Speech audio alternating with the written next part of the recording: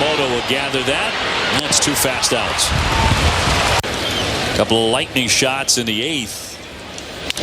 And popped up. That should do it. Okamoto right there at third. He makes the catch. 4-3 to final. Red Sox lose their 4th in a row. Every Friday from 3:05 to 4 on 14 WILI and 95.3 FM. It's the Friday Sports Scene with Keith and Koivisto. Talking local sports every Friday. Getting you ready for the weekend and what lies ahead. High school sports, UConn, ECSU, and more. The Friday Sports Scene with Keith and Koivisto is brought to you by your local Dunkin' stores. Route 32 South Windham, 1015 Main Street, Willimantic, 1575 West Main Street, and 407 Jackson Street. The Friday Sports Scene. Now, here's Keith C. Rice and Jan Koivisto. Oh, Dave O'Brien and Lou Merlone sound like they don't want to be there anymore. I can't blame them. I don't think you can watch a Red Sox show where they don't all seem like they're ready to jump off a cliff. Yeah. Remember O'Brien's last out? That was Dave O'Brien, by the way, on the top there on Nesson, calling the last out of the Red Sox swept by the Blue Jays at Fenway after they took 2 out of 3 from Texas. Like, okay, they play a little better at home, and in comes Toronto, and boom, boom, boom. And now they're off to the West Coast. Which 1 for 29 runners in scoring position this series. 1 for 29. Yeah. It's not possible. I'd get a second hit. Probably. Anyway, but hearing O'Brien go, popped up, you'll remind me of back in the Joe Castiglione days. Yeah. Remember Castiglione? Castiglione, he's a Hall of Famer. He is a Hall of Famer. He would sound like he was going to cry sometimes. Well, it was a popped up, the fly ball, the center field. And it was a drop for a while on WEEI, if I remember right. They had a drop. Pop up the second. That's right. Pop up the second. It sounds like he's ready to just punch the wall. Oh, man. Anyway, it's all you can do is laugh at this pathetic team. Anyway, all right, we'll get into it in a second. Welcome into the Juneteenth edition of the Dunkin' Friday Sports Scene, June 19th, here on 14 WILI 95.3 FM and the WILI Radio YouTube channel. Subscribe for free. You can watch the show if you're listening right now. You may want to go back and watch it. We have a lot of fun doing this. Keith C. Rice with the coach and Jan Koivisto from the Chronicle. Nick Erlinson off. He'll be back next week. And then Jan's getting ready to take a little break. Happy early Father's Day to you. Yeah, you as well. You have kids? Oh, I'm a dad. I'm a dog dad. Oh, you're dog dad. It counts a little bit. Counts a little bit. Thank you. So, any big plans for Father's Day and vacay next week? Not Father's Day so much. Usually the kids, we'll do a little something. We don't go too crazy, but we're going to Northern Virginia. We'll spend some time in D.C., going to visit my sister-in-law down there. So we'll have a good time. Don't have a crazy schedule. It'll be, a little bit of a chill vacation, I think. Very good. Well deserved. We'll miss you next week, but hopefully you'll get a weekend like we're supposed to get. And the weather's been, the exception of, I won't get into the cancellation of Third Thursday, but they made the right decision because severe weather, a tornado, tornado. I think Chris and Aaron and the committee did a fantastic job on that. That's a tough call. They waited. What are you going to do? You can't risk it. You can't have everybody caught out there and something comes through. And then you get, these part of my language, these blowhards that go, not just online, but they canceled it. Look at some tornado. Yeah. You don't understand. You can't put the public in that kind of jeopardy. Exactly. They made a great call. So I think Chris and Aaron know that. Well, the rest of the committee. Ari was at the NEPSAC tournament this week, yesterday, scouting some of the players there, and they locked it down for a while. They made everybody go into the basement for about a half hour and shut stuff down because they were. It did look scary there for a little bit. Yeah, exactly. Luckily, knock on wood, it passed us, and I don't know if did the skies open up anywhere else? Got some rain, but nothing crazy. I don't think. Well, the skies have definitely opened up on the 2026 Boston Red Sox. Like that little transition. It is just an absolute joke. So they'll head out west tonight, and if they think, "Oh, good, we're back on the road," ho hum, I got news for you. In fact, this is my Keith Quick pick tonight. This Bryce Miller kid is decent. Seattle's a good team. They went to the ALCS last year, and they got J-Rod, and they got Colt Emerson, that exciting rookie. And I think this Bryce Miller, as I said in my Keith Quick pick for the week, I think he's going to shut him down tonight. Now watch the Sox win like 10-2. It seems impossible that they're going to score 10 runs. 39 when down by 2 runs. Yeah. 1-39. So all you got to do is get 2 early runs and it's over. And I think I read they got 7 or 8 wins when the other team just scores first. At any point in the game, if the other team scores first, they can't come back. And that's nothing we've ever seen in our lifetimes from a Red Sox team. Absolutely right. At least I can't recall. I know we were talking before we started the show. You can go back to the COVID year as the only year I can remember in recent memory that we've seen a Red Sox team this pathetic. Yeah. And I know it's the COVID year, so you kind of roll your eyes. I can't really count that. But I really, the lineup that they put out there, it's just an absolute joke. Disgusting. And you know what they can't do right now? They have to trade and make trades. If they kind of stay put, or even if I don't even want to see it. This right-handed bat, yeah, they need one. I don't want to see them make that type of trade now. See who will take your veterans, trade them for major league ready talent. I don't want a single A guy or a double A guy, but they have to make deals because that will just even depress me more if they just keep going through this season and then run it back next year. Maybe try to get a free agent, make trades, see who. There's no one untradeable. Crochet probably and Chapman. Anthony. I would trade Chapman, Gray, and maybe even Crochet at this point. I mean, well, he's hurt, so he's hurt. You can't. Chapman and Gray definitely going, but that's the short-term answer as far as trades.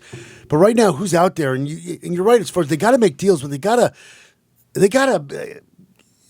surprise the fan base by making a. I always go back to this trade, like 2006, 2007. Josh Beckett and Mike Lowell for Hanley Ramirez. Remember the days where they made trades like that? And that was a game changer because they ended up winning the 2007 World Series. Pedro came in a trade for Pavone, right? Carl Pavano, the kid from Southington who dated Alyssa Milano. And a few other top prospects. Right. Remember those Pavano days? had a couple good years. Yeah. When you made trades like that. Now, Manny Ramirez was a free agent. That's a different story, right? But, the Pedro trade, the Josh Beckett trade, whatever happened to those days where they're making trades like that? And this goes back to Craig Breslow. I don't trust Craig Breslow. Here's another thing. I think you got to fire Breslow first. Because with this team moving forward, do you trust Craig Breslow making moves? That's the thing. If you're going to rebuild differently, I don't think you can let him make big deals. I'm not saying, look, he's a smart dude. He went to Yale. But I don't want him.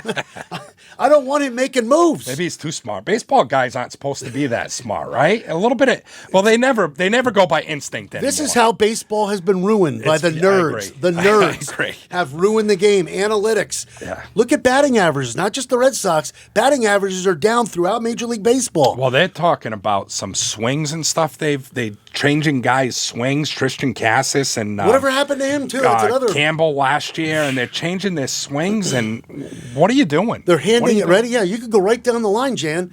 They're screwing. They're handing out all this money to unproven players. They're screwing up their young kids. Who knows what's going through Roman Anthony's head? Well, and he wasn't hitting. He wasn't hitting before he got hurt. Now he's hurt. And I think, listen, by all accounts, he can't miss. But let him be. Let's let him be. Let him get healed and then let him be and let him get up there and rip and do his own thing. Stop trying to teach these guys on the major league level how to swing a bat. Yeah, you know what else helps with morale is when the players know that management knows what they're doing. That's true, and you can't tell me that the players in that dugout are going, talking amongst themselves, going, what are they doing up there? They have no idea. Do you think they have faith in Breslow? And no disrespect to Chad Tracy. I mean, Chad Tracy was thrown into the fire like this. I feel bad for the guy, actually. I really do. Yeah. Well, might be his only shot, and he's not going to be. Right. No, he's done now, right? Yeah. He's pretty much done. I think Breslow's done before the All-Star break. I feel like we say this every week. I know it's like a broken record. Yeah. I feel like you're saying Breslow's done every week. They should have never let Dombrowski walk. Yeah, that's probably true. Terrible. That's probably true. I mean, look, he's been in Philly almost 10 years now, right? Yeah. I mean, we won a World Series. Yeah, so it was after 18, so it's close to 10 years. So they've been a disaster, the Red Sox, since 2018. True. It's unbelievable. All right, so there we go. We hammered the Red Sox in the beginning. Let's get into the run. It's a very short rundown, and our first guest is coming up, and, of course, that's Patrick Cox, the Coventry athletic director.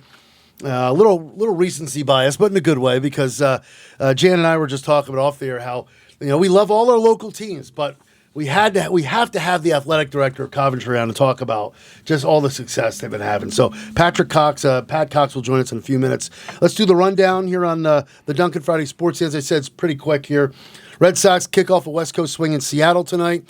The Sox are 29-43. Rangers Suarez, who's 2-3 with a 3.21 ERA, will get the ball at 10:10 tonight. It's a 9:10 pregame. I have a pretty safe feeling that Sox fans will be asleep well before midnight. Don't bother staying up.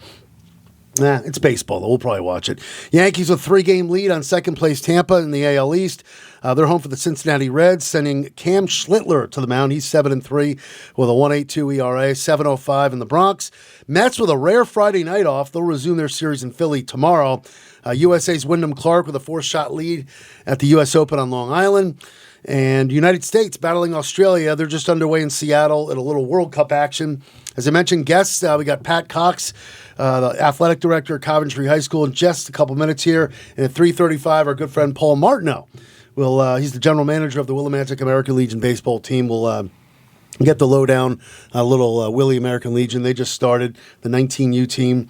And, of course, couldn't do the Friday sports scene without our friends at our local Dunkin', Route 32 South Windham, 407 Jackson Street, 1015 Main Street, 1575 West Main Street, where they got the cloud lattes featuring the marshmallow cold foam. God, that looks so good. I just want to eat the paper. The limeade, of course. They got a bunch of great limeades, raspberry limeade, coconut limeade, Dunkin' refreshers, which Nick is always bringing in here. A cherry lime refresher, black cherry refresher. Don't forget about the $5 meal deals. Big thanks to Jerry Jose and the crew at our local Dunkin'. And big thanks to J. Matt Rupar, who does a phenomenal job, not just producing this show, the Dunkin' Friday Sports Scene, but Matt has his own show called Homegrown, brought to you by Eastern Insurance Associates, which comes up at 4:05. And before Matt tells us what's coming up on Homegrown, Matt, got to give him props. He not only uploads all the shows on the WILI Radio YouTube channel, subscribe by searching WILI Radio, but he also added the pictures to whoever our guests are. You can see what they look like and just see who we're on the phone with. And thank you to Matt for doing that. No problem, dude. And what do you got coming up on Homegrown today after the Dunkin' Friday Sports Scene? Let's see. I have Bill Ludwig from Manchester, this band Suffer Ghost, the Alex Butterfield, Mountain Movers from New Haven, which I'm wearing their shirt today, Dr. David Foster, and Lingua Ignata is going to be doing a cover of Sugar Ray's Fly. Really? It's gonna be I good love one, I love Sugar Ray. Mark McGrath's from Hartford. You guys know that? I do not. Whatever happened to him, he felt the face of the earth. But wow, cover of Sugar Ray's Fly. And you get a lot of swag there from people that play their music, Matt? They send you like t-shirts? No, I buy it. I don't Oh, accept nice. free He's stuff. buying the merch. I buy their merch. All right, very nice. And Matt Rupar's got merch too, I believe, right? Yeah, some. We'll have to get to that sometime. But anyway, as Matt's hooking us up there with Pat Cox, we'll let you know, remind you that Homegrown follows the Dunkin' Friday Sports Scene every week here at 4:05, brought to you by Eastern Insurance Associates on 14 WILI, 95.3 FM, and Willimantic Today Facebook. Before we get connected to Patrick Cox, any last remaining thoughts on the New York Knicks? You know what? We talked about this off the air. I think they're not really built for the future. Maybe one more shot at running it back. I don't bet against Brunson now. Well, yeah, he was awesome in that. It's funny because he was okay in the series, had his moments, and just was awesome in the deciding game. Just the better team right now than the Spurs. Spurs a little bit too young, leads in every game, a little bit too young to know how to finish those games. Yeah, good point. We'll probably touch a little more on that later in the show, but right now, I believe it's we have the athletic director from Coventry High School on the line for the first time here on the Dunkin' Friday Sports Scene. We've had, we've had Coach Jeff LaHouse. We've had Jonathan Stanizzi. We're just making the rounds. We've had the basketball coaches on, too. And now we get the athletic director on here. Is it Pat Cox? Is it Patrick? What should we call you? Welcome in, by the way. Keith, thanks for having me. Whatever's good, it doesn't matter. Okay, we'll call you Pat. Listen, if you give me Patrick Allen, then I know I'm in trouble for my mind. All right, Mr. Cox.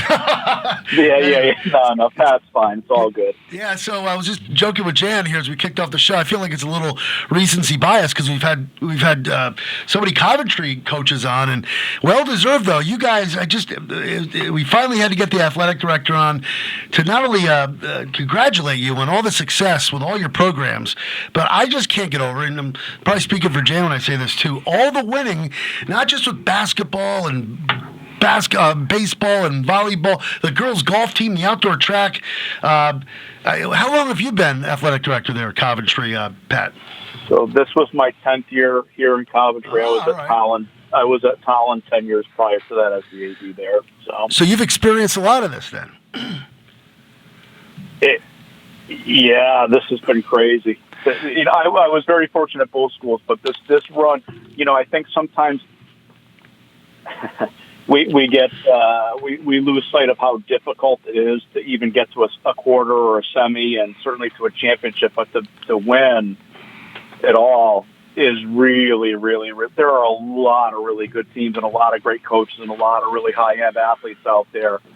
So for a school our size to do what we've done over the last chunk of years is unusual. It really is. I mean, at the end of the day, we've got a lot. It's funny when we just redid our state championship banners on the gym wall, in the Hurlock gym wall, and 80% of the state championship banners are basically mostly volleyball. Obviously, starting in 03, but most of that wall is the last 10 years. It's been nuts.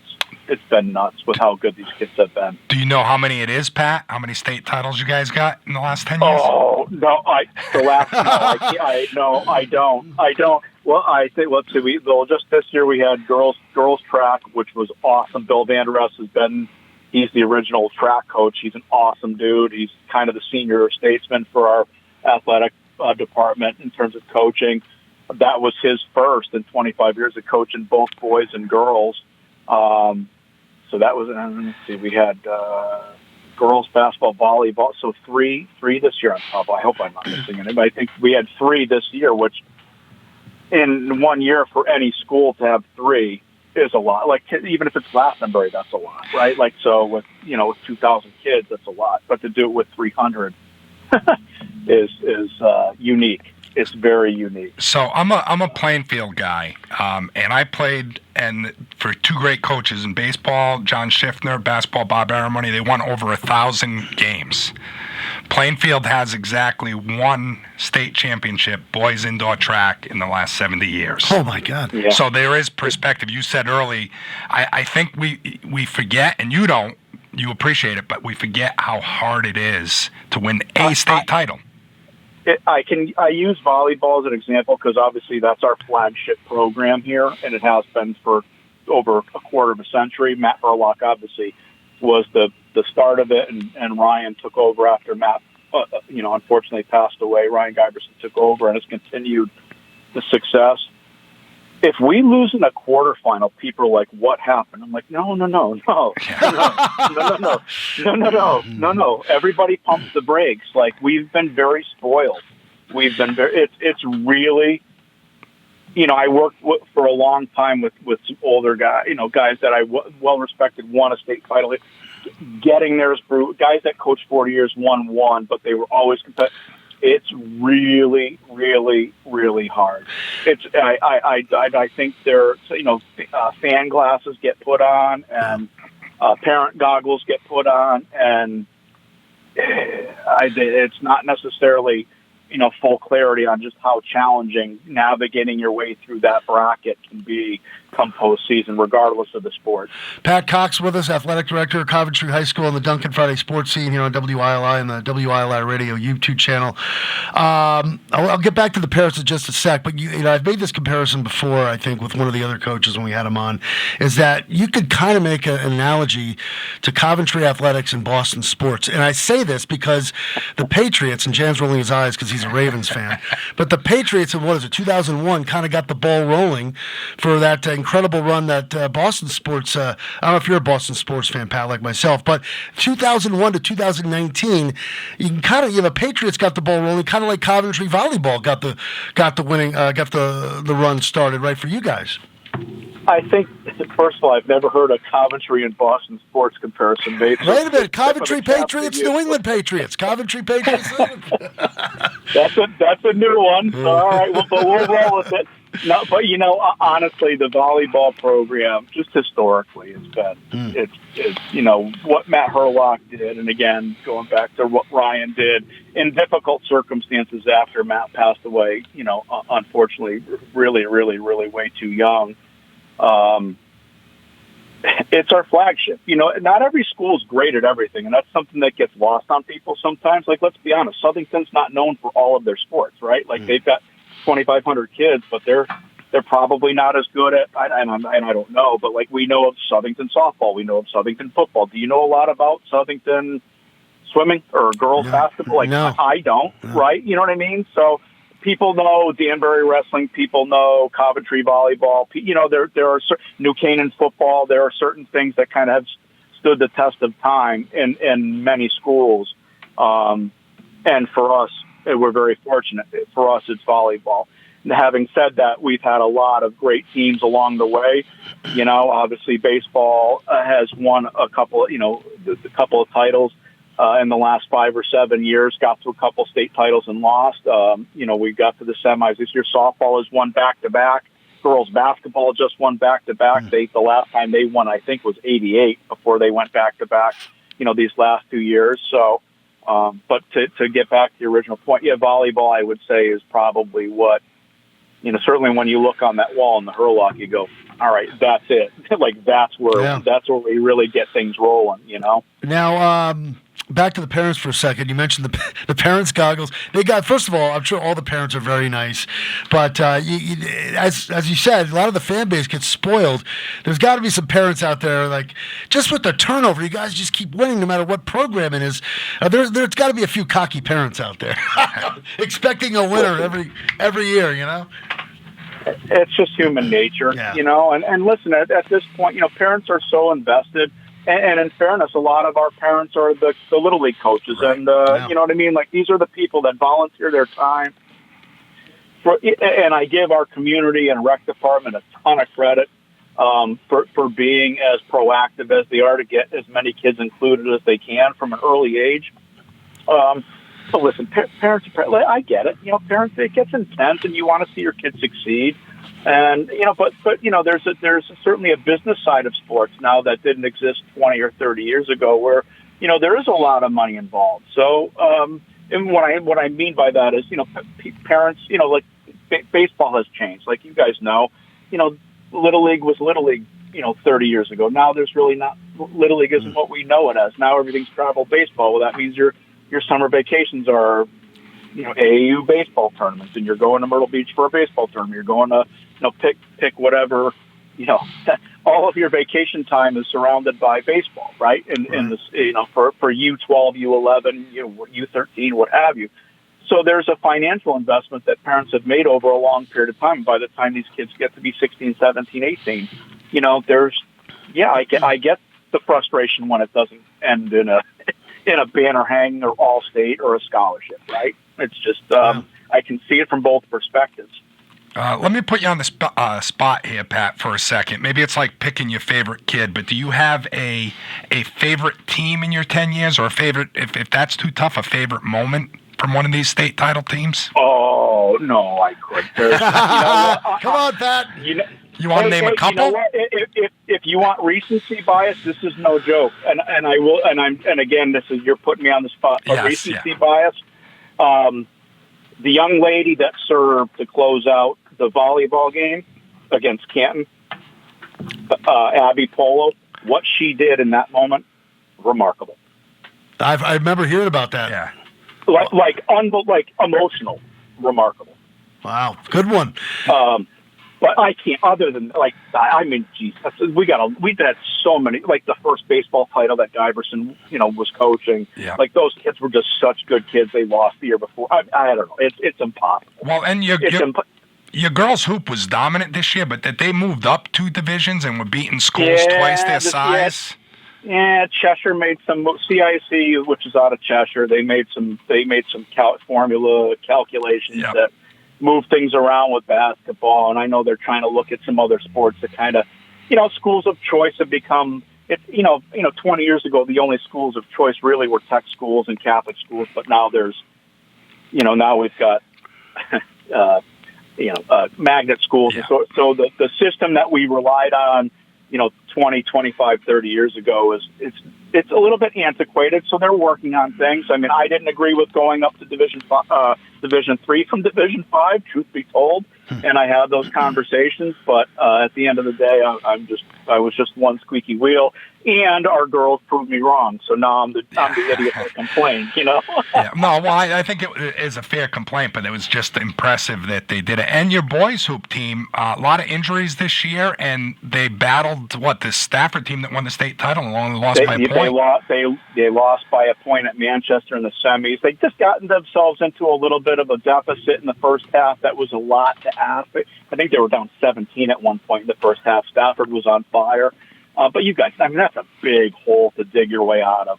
But to your point, injuries throughout the regular season, it was like bubblegum and duct tape. A lot of injuries. Lineup. A lot of injuries. A lot of injuries. And they got healthier at the end. And yeah, you know what? A layup here, a couple free throws there in the first half, and I think we're talking about a different state champion. But you know what? That's that's me just speculating and being having a rooting interest in these guys. You know, great group of kids. They were really fun to watch. So. One more from me, Pat, and then we'll let you go. You good, Jan? I'm good. Yeah, I was going to ask him a little bit about the youth, but he touched on that. Okay. I wanted to ask him, we'll get you out on this one. What has been your biggest challenge in your 10 years there at Coventry? Honestly, it's financial based. The reality is our budget it's a challenging fiscal cycle every year. You know, we try to make the most out of what we get and keep the kids, you know, supplied and get them everything and the coaches for that matter, get them whatever we can to make them successful. Every year it seems like it gets a little bit tighter and tighter.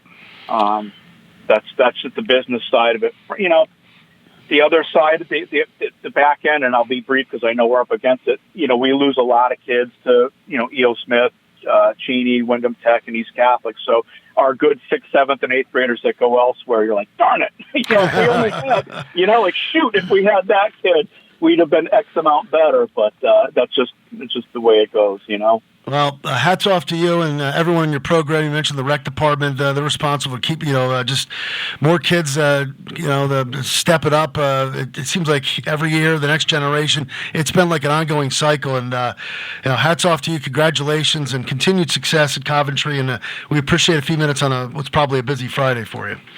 Very good. Thank you, guys. Thanks for the time. I appreciate it. Have a good one. We'll send you the YouTube link, too. Thank you, Pat. All right, there he goes. Athletic Director Pat Cox over in Coventry High School.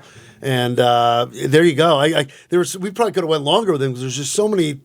You can talk about every sport. Every sport. You can talk about every sport. It's funny because like the golf team that won it, or girls outdoor track has won, boys golf has won. Like those kids are athletes too, and they sometimes probably get a little bit, treated second class by the media, I think mostly. I'm sure the school appreciates all they're doing. And if we had more time, you and I have talked about this. What was it volleyball or basketball? We wanted to see Coventry play who? Was it Ellington? Oh, volleyball. No, it was they're different classes. Yeah, Ram and Coventry. That would be fun. I imagine they must have matched up in the non-league game at some point. I was thinking that, and then I didn't pull the trigger on that question. I couldn't think who we were talking about, but it was Ram, yeah. It has to be the best program in the state. He touched on it. Some schools are known for this sport or that sport. And again, my own Plainfield history, it's so hard to win a state title.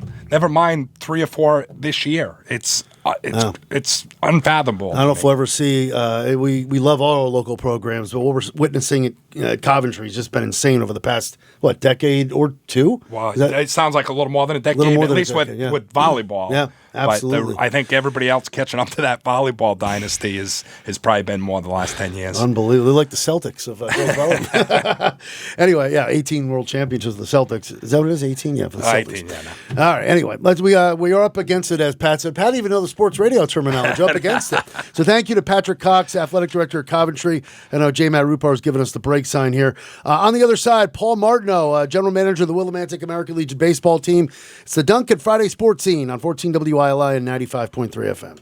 Hi, this is Ian Eagle, and this is the Duncan Friday Sports Scene on 14 WILI and 95.3 FM. All right. Thank you there, Ian. Make sure you say hello to your son, Noah, who's also a friend of the show. Had him on a few weeks ago. Talked a little NBA playoffs. Started to believe there's no more NBA. No more NHL. Well, we got World Cup and MLB. The Big Three. Do you watch the Big Three at all? I actually do watch it a little bit. Do you? Well, I'm impressed that these older retired veterans play so hard. They really do play hard in it. And I used to play 3-on-3 tournaments back in the day, and it's demanding. It's really, really hard. So I kind of like it a little bit. The World Cup? If they win today, if the Americans win today, I'll get invested a little bit, but I am not a soccer fan at all. But it's the World Cup, so I'm the same way. If the United States is like in the semis and in I'll start watching the semis if the United States is there. I can't see. I tried to watch a little Mexico, and I think it was South Korea last night. There was nothing on last night. I watched a little of the Yankees, White Sox, Mets, Phillies. I was going back and forth. Actually had a free night to do that, and I have it on, but I'm not really that invested. But USA up 1-0 in the World Cup. Thank you. Get that. Okay, yeah, they're playing right now out in Seattle. Let's bring in our next guest. No stranger to the Duncan Friday sports scene, friend of the show and general manager of the Willimantic American Legion baseball team. And I believe he's out doing a little golfing today, so we thank him for a few minutes. Paul Martineau. Hello, Coach Marty. How you doing? Good, thanks. Your Yankees are doing pretty well. We're just talking a little baseball. We'll mention that other team that plays right here on WILI. But you got to feel before we get to American Legion. I know Judge is out for some period of time. Give us a little. How do you feel about your Yankees here in 2026? So far so good. I mean, I think the starting pitching is pretty tough. I think Chisholm is out also now. Maybe. Oh, did he get hurt last night? Yeah. He fallen off his nether regions. Well, Bellinger's been stepping up. You got to be happy that you guys brought back Bellinger because that was huge. Oh, yeah, definitely. Big time. That was one guy that I always thought that you have to, Ben Rice has been. Is that? Yeah, talk a little about Ben Rice. We knew he was decent, but holy crap, what's got into him this year? I don't know, man, but he's a New England kid, so he he went to Dartmouth. So's Cam Schlittler. Yeah. But and then Paul Goldschmidt. Just when you think he's on the decline, he's been swinging the bat. So your Yanks are looking pretty good, and they'll take on the Reds tonight with Schlittler on the mound. Actually, but let's talk a little Willimantic American Legion. You're the general manager. How many years have you been general manager now with American Legion? So 18 years general manager. I was the head coach for 7 years, and still plugging along. So tell us a little about. I know you're off to now. You guys played Tri-Town all week. What happened yesterday? There was no score posted. We saw you lost. So it was 2-0. We were winning after 4 innings, and it got suspended. In American Legion baseball rules, you have to play the game from start if it's not a state playoff game. So we got to start all over. We were winning 2-0. We lost the first 2 games. The first game wasn't too good, a lot of walks. The second game we lost at Rec Park was 3-1. I guess I wasn't at that game, but I guess it was pretty good game. But we're winning 2-0, so we got to start all over. That's kind of a bummer. I mean, just when you're up and go figure, kind of what they made the call third Thursday here. You got to keep everyone safe. We get it. So when are you guys going to replay that game? Not sure yet. We're talking. We're in the talks right now. Paul, what towns do you guys draw from for Legion? So we draw from Willimantic, which we wish we had more kids, especially Wyndham High kids. Actually, we've gotten some more back the last couple of years. I shouldn't say that, but we just want to really, have a lot of kids in our community. Yeah. Columbia, Mansfield, Coventry, Scotland, Chaplin, and Hampton. So Zone 6 looks a little wide open to me this year. Maybe Waterford's the team to beat, but do you feel you guys have a shot to compete in it? Yeah, I mean, we didn't have a great turnout this year. Got a couple veterans back.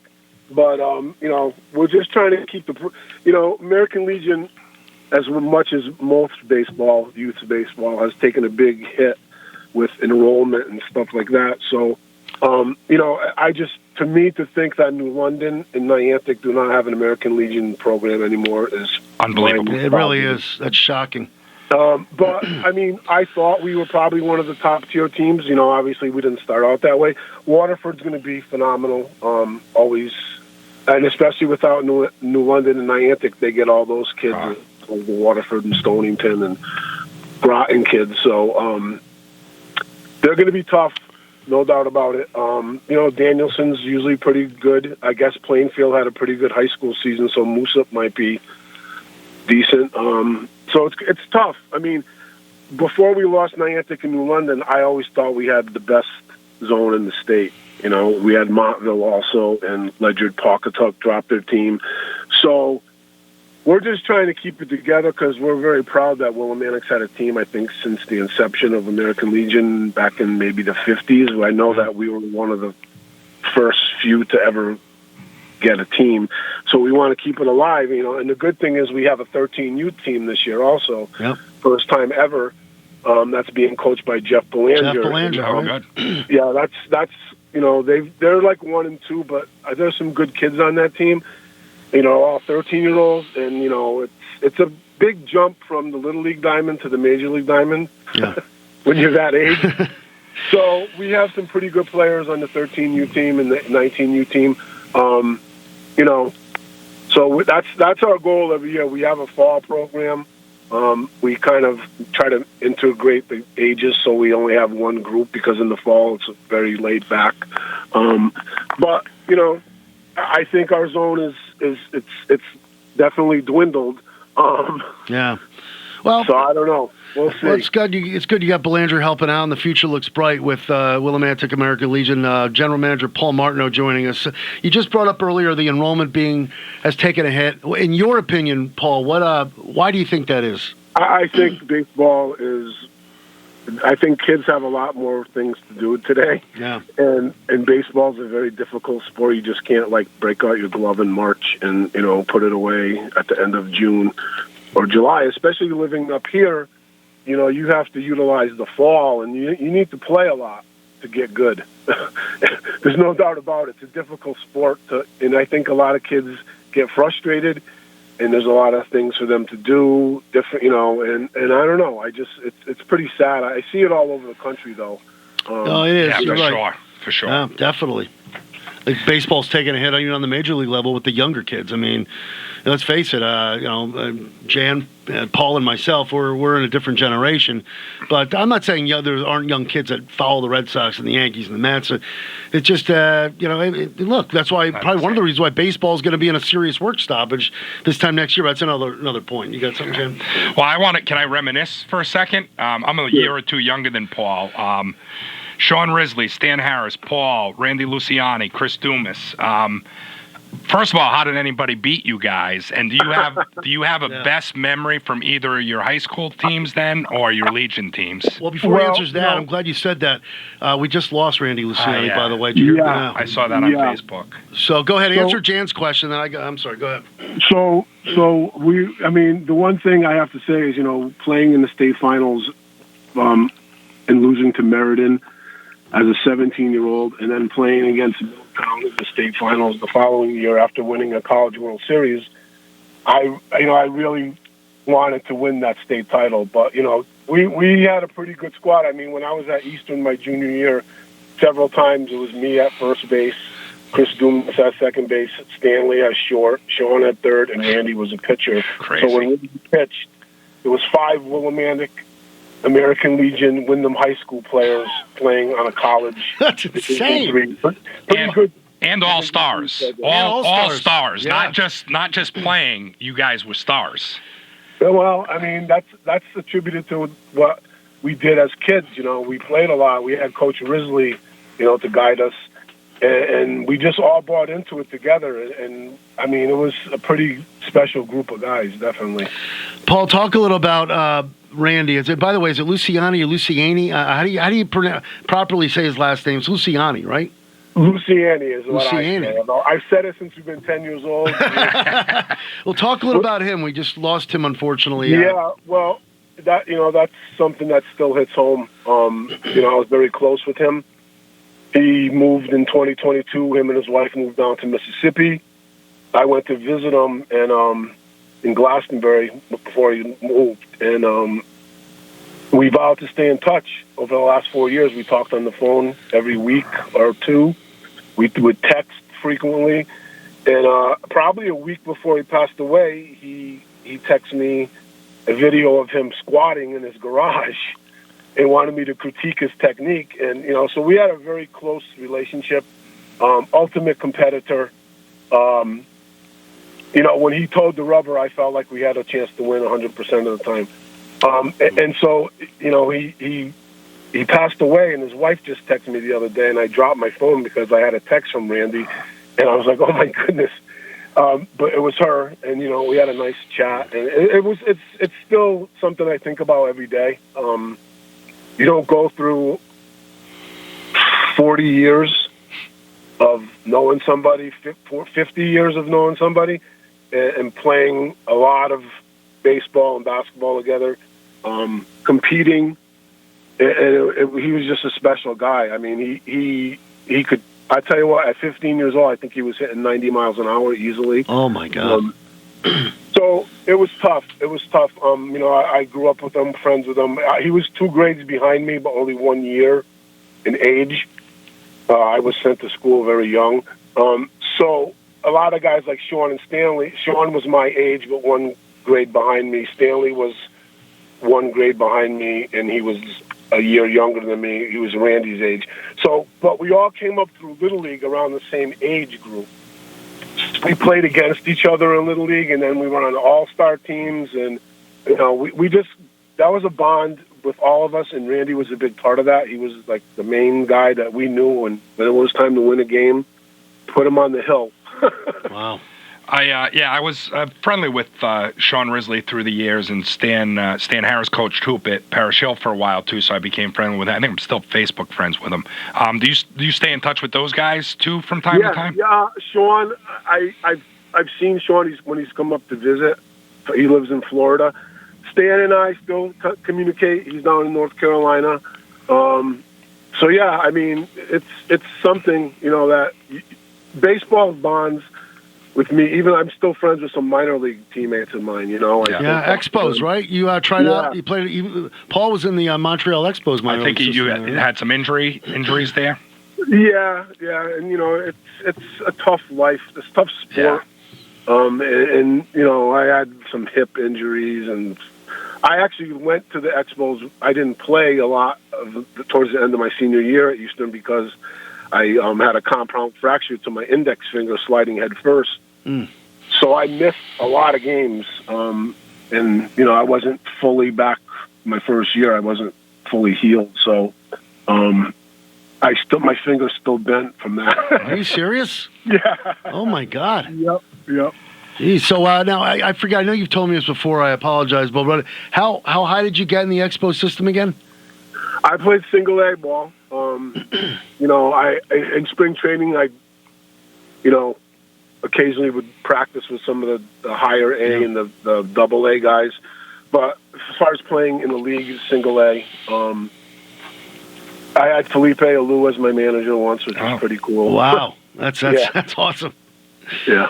Back to the 2026 American Legion team. I know it's looking at talk a little about the roster. I see you got the Alvarado kid who is basketball and football, if I'm not mistaken, right? Yeah. So how's he doing with baseball? He was, I talked to him because I'm talking about summer basketball. We're organizing, and he's a very busy man. He's football. They have practice, and I got him, to say he's going to commit to playing some summer basketball. But I also told him, you need to play Legion because he's a very good athlete. And you don't see many people like him anymore that play football, basketball, and baseball. Yeah, right. There's not many. So yeah, we got him. We have Coach Crespo. Eddie Crespo is the coach. His son Armani, who played JV for Eastern this year, he's a Wyndham High kid. We have Alex Diaz that played for Wyndham, and Nico Torres. So we have those guys. We have a couple Wyndham Tech kids. There's some promising Wyndham Tech kids. Plus we have Joe Beaudry, who I think just graduated this year from Wyndham Tech, very good ball player. Some newer kids from Mansfield. What has happened is we were getting a lot of Coventry kids when Coach Giberson was there, but it seems like they've kind of fallen the wayside to the AAU kind of side of things. But, Mansfield, E.O. Smith kids, we have a couple. I think we have 2 Ellis Tech kids that live in our geographic area. So, it's different. It's good brand of baseball. Obviously, if we had all the kids in the area that were, the best, we'd be really good. But a lot of kids today think that paying a lot of money, it's gonna advance them, and if they want to do it and they can afford it, that's fine. We're relatively cheap. Right. Paul Martineau, general manager of the Willimantic American Legion baseball team, joining us here on the Duncan Friday Sports Scene on WILI for a few more minutes, and we'll let you go. What are you doing? You said you're golfing today, right? No, the Wyndham High Athletics golf tournament was today.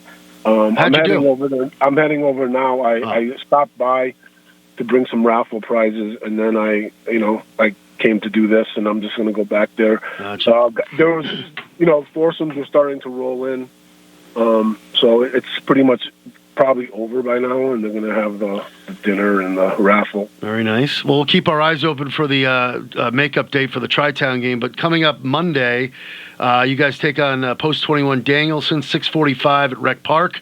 And then you got Danielson again. That's an away game, I guess, at Owen Bell Park.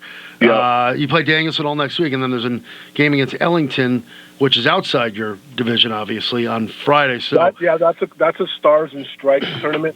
What Legion has done is they've gone away from playing on weekends, except for the Stars and Stripes tournament.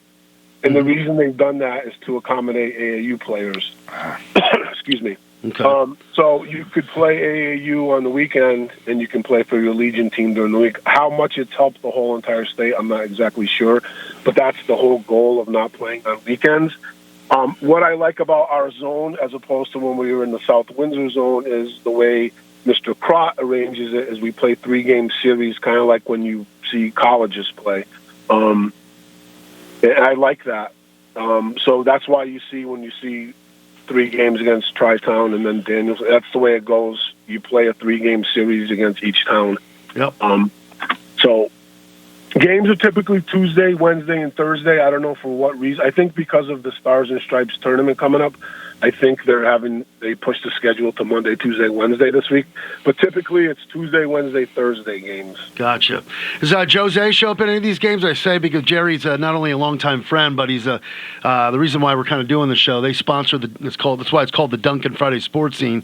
So we're pleased that Jerry's a loyal. But I want to know if Jose's showing up at some of these games. Yeah, he's been coming. I'll tell you what, man. If it wasn't for him, I don't know how we'd have survived over the last. That's right. Jerry's really kind of been the glue, right? Yeah, he's been very generous, and he's a former player, yep. And he does a nice job for us. There's no way we could ever appreciate what he's done. But yeah, he's been showing up. He's a busy man, got 4 stores to run. I know. And talk a little about his son, Andre, who I was just telling Jan played on that last Eastern National Championship team, right? Yeah, former Willimantic Legion guy, too. Former American Legion guy. So Andre was a pretty good player, right? Yep. Yeah. Yep. All right, so we'll try and get out there Monday night.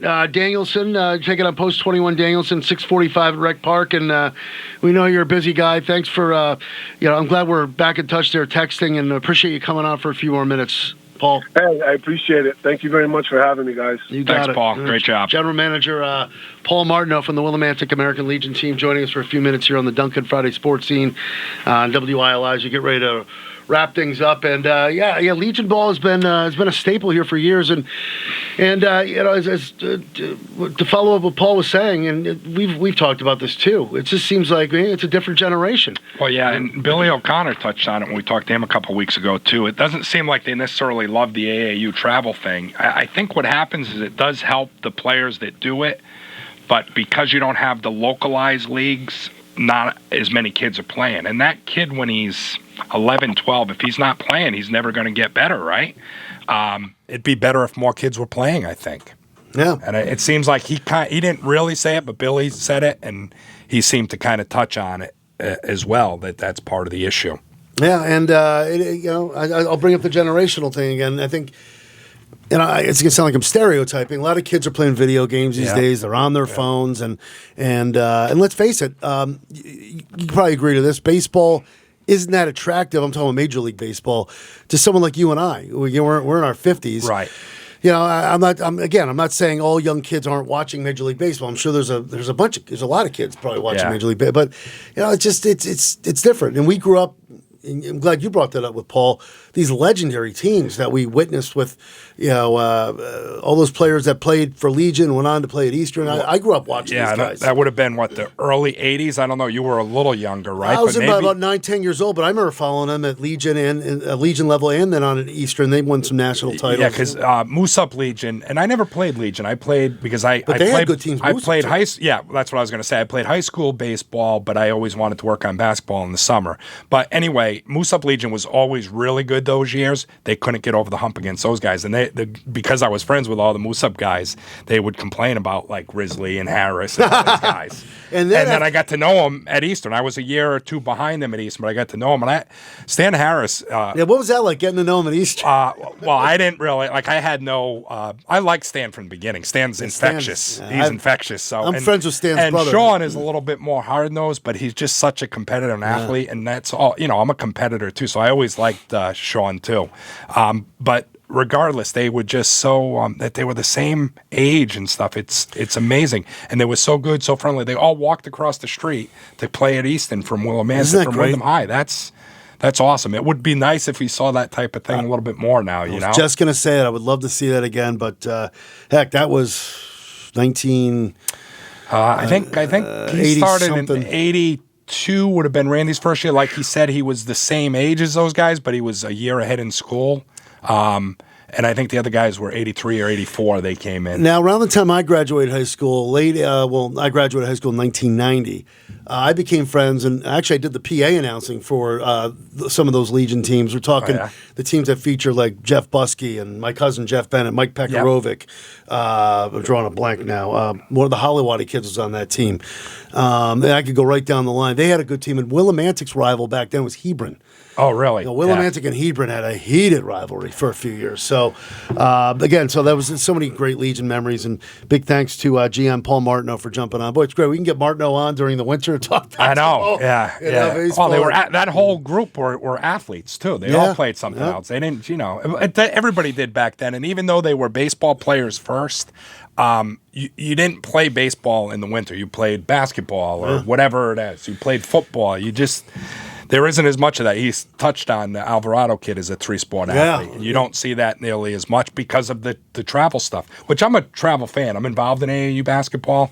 But you want to encourage kids to play as many sports as they possibly can when they're young. All right, we'll wrap it up with this. My quick pick is Mariners over the Red Sox 5-1. I think you had a Mets-Phillies pick, I picked the Mets. I actually think the Mets – you turned me on to this where they had all that West Coast stuff. I think the Mets are going to have a good streak and kind of get back in it a little bit. We'll see. You think they're going to eventually get above 500? I think they will. I think they're going to make a push. Now, the NL is so much better than the AL, but I think they can make a push for that last wild card spot, and I think the schedule just hasn't been conducive to them yet. We shall see, and I think Steve picked Yankees win over the Reds on Saturday, if I'm not mistaken. So, and I went with the Mariners over the Red Sox. That'll do it for the June 19th edition of the Duncan Friday Sports Scene on 14 WILI Willimantic and 95.3 FM. Big thanks to the coach, Jan Koivisto from the Chronicle, Nick Erlinson back next week, Pat Cox, the Coventry AD, and of course Paul Martineau, GM of the Willimantic American Legion team. J-Matt Rupar, thank you, and he's sticking around. He's got Homegrown coming up next. Enjoy your weekend. Happy Father's Day.